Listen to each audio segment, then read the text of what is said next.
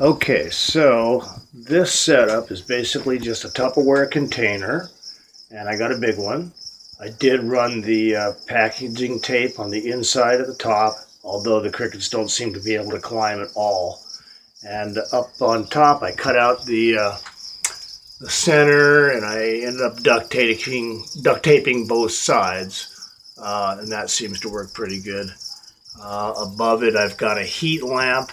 I don't know that I have this set up correctly. I'm able to move it up and down on this open shelf thing. Over here, I've got a thermometer, and it's presently reading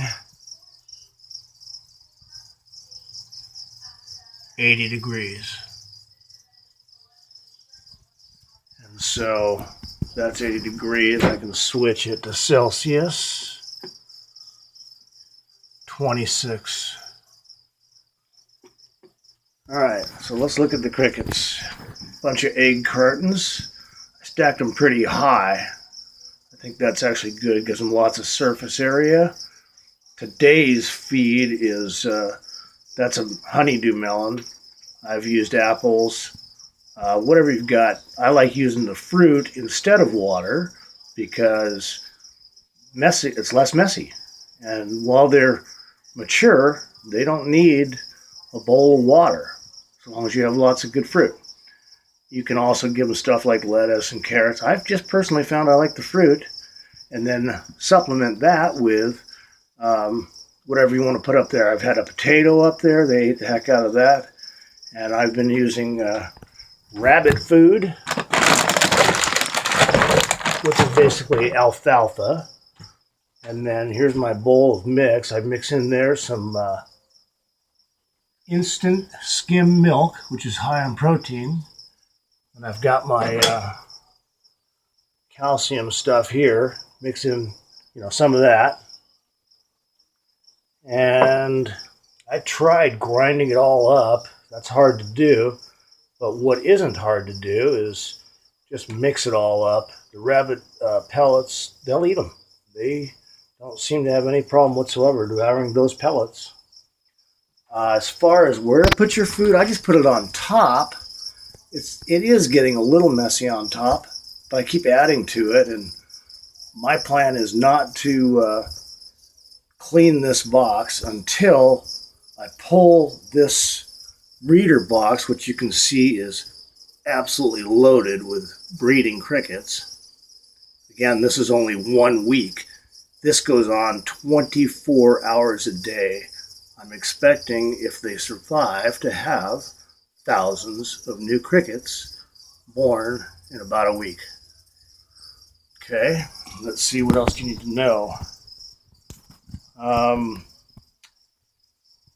I think just a good healthy mix of grains. I've heard nuts.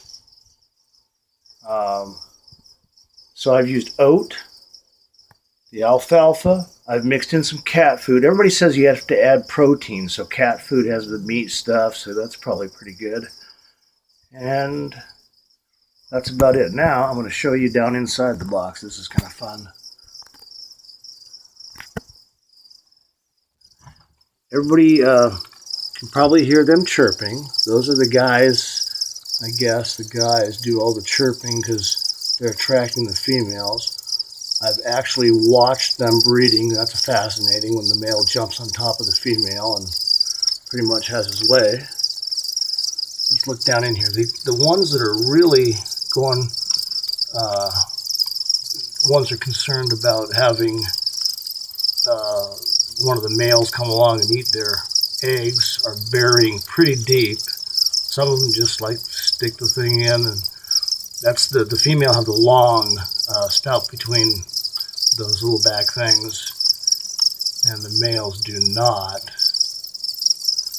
But they dig deep holes, then they back in, lay their eggs, then they split for a while, come back the next day and lay them again. I think I heard that they can lay as many as from 1 to 10 eggs a day and up to 100 in their lifespan.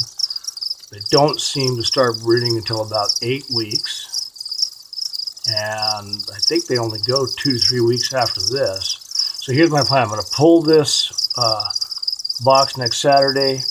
I'm going to transfer this entire batch of crickets into a new box, put a new breeder box down, and clean this one so it's ready to go again.